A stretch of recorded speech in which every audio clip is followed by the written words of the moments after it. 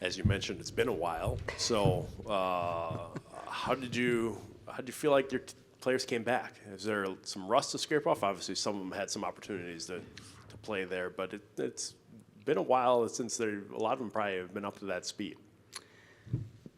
Yeah, it has been a while. The hardest part I think in coaching is when you lose control of some things, and obviously when they start taking exams and start heading back home, you have to trust that they're going to take the workout program with them and do something on a daily basis to keep themselves up to where they left us. And so the nice part was to have the full week last week. And so we had 6 good sessions last week, Monday through Saturday. And by the weekend, the kids were in a good spot. And then the last couple of days have been really positive. So they're in a good space. But now we have to take that next step is to get into game action. So that'll obviously happen Friday afternoon. So yeah, I mean.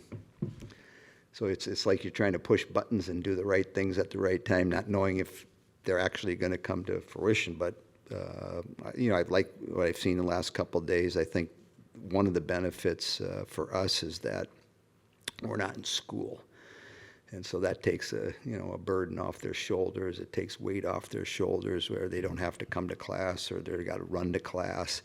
They have to study for exams. They have to turn in papers. So you take that away from their plate, and it lightens things up, and so they can do hockey for a chunk of their day and then relax and do whatever entertains them or relax and get ready for the next practice. So, but it's also nice to take a break. Especially for us, the first half we play more games than the second half. And at some point, it's good to get away from each other and spend time with family. And when they do come back, you could sense that there's just an extra, layer as far as just stepping, being positive, being upbeat, being energetic, and okay, let's get back to work and enjoy what we're doing. With some of those players that did have opportunities over the break, and now some of the things that those folks have been wanting to see come to fruition here with those Olympic roster spots. I mean, I know you've been talking about wanting more of a sense of clarity about what's going to happen next, and now you have it. But just for those players, what is the sense of pride, excitement amongst your group for them? Well, there's always 2 sides to a coin. There's a heads and a tails, and for a big chunk of them, you're excited. Obviously the kids that are getting an opportunity for the first time to play in the Olympics, I mean, they've worked hard. They put themselves in a position. They've earned the right to, head over to Italy and put that USA jersey on and represent our country. So you're really excited for them. Obviously, KK is going to be playing in her second one. And then on the other end, if somebody doesn't get picked, which happened also, there's sympathies. It's tough. It's really tough because we see firsthand of all the players putting their heart and soul into trying to attain their goals, and then when things don't turn out the way you'd like to or you dream about, it's hard. And so welcome to life and welcome to difficult challenges, and you have to rely on your teammates, rely on your support staff, and battle through adversity. And everybody has to go through adversity. Sometimes it comes more often than not to certain people. But so it was 2 different sides to the coin, and excitement on one side, disappointment on the other side. But as I've always said, Monday comes, and what am I going to do on Monday? And I got to push forward and not look back, and try to get the most out of what I can do, given my circumstances. But we're excited for those players. You're excited for Adela too, getting an opportunity, and so a lot of them set their goals and their dreams and their aspirations, and then a bunch of them get an opportunity to do it. So we'll be excited to watch those kids. Just want to clarify something there that all of them will be here through the Bemidji series. Is that right? Even Correct. Adela, and they're on the same schedule of leaving Yeah, after that. I think Adela will probably, I think we got some papers yesterday. She'll probably leave on the 20th. That make, or that week after Bemidji. I don't know what it is. I think the U.S. kids will be leaving on the 29th, so the weekend before we go up to Minnesota. And is Lacey still testing as a potential in the testing protocol as a potential injury replacement, or is that? I don't know how that Yeah, works. so, we're not there yet. So now we've got the rosters named. Canada's going to name their roster on Friday. But, if you watch Montreal play against Minnesota in the PWHL game, I mean, it's pretty physical. And so there's a lot of things that can happen between now and, when that group goes over to Italy. So, the 7 kids that didn't make this roster at this point are all in position if somebody were to get hurt in the next 3 weekends, their names might be called. Yep.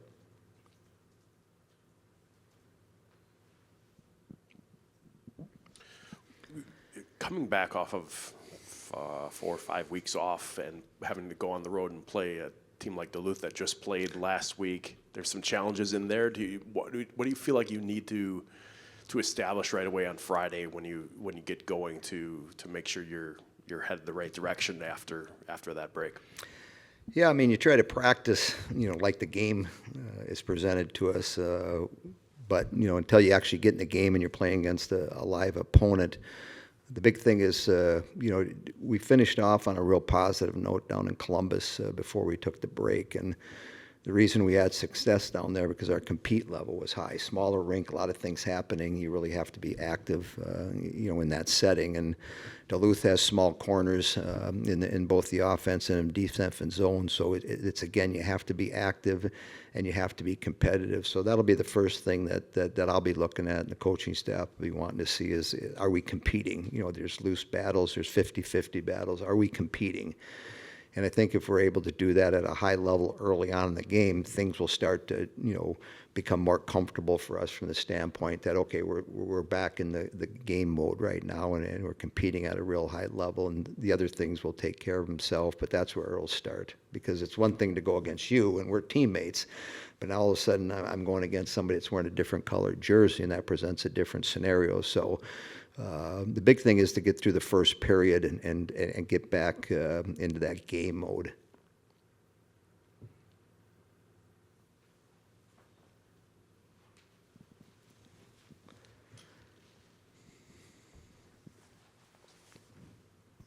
But things will go quick now.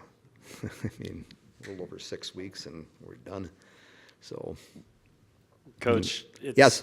been nearly 3 months since that first series against Duluth here in Madison.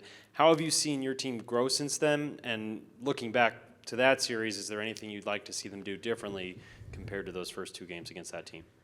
Well, the challenge will be, they played a couple games last weekend. They, ended up losing both of them. So, anytime that happens to a team, you come back on that Monday and the coaches got their attention. And so they know what's coming, with us coming up there. I mean, we sort of pulled a rabbit out of the hat. The one game where we scored late and got a couple power play goals, and Cassie scored the winner with not much time left on the clock. So, again, it's more about what we do and not having played for so long and coming out and trying to create our identity again like we did the first half. And so they're a worthy opponent. They've been in the top 10 all year. They've got a very good goaltender.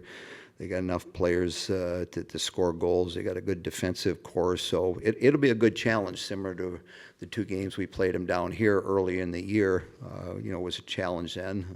As of now, we're healthy. We're in good position. And now we start that process of the second half. So I'm excited to play a game. You ask the players, they're probably excited to play a game. We had 6 good practices last week. We've got a couple in already this week. And most players will tell you they'd rather play a game than practice, especially the second half of the year. So that's the position we're in. And it'll be a fun journey because there'll be 6 games where we're whole. And then there'll be 8 games where we look different. And I think from my standpoint, I'm excited to see both of those and how we handle both of those situations.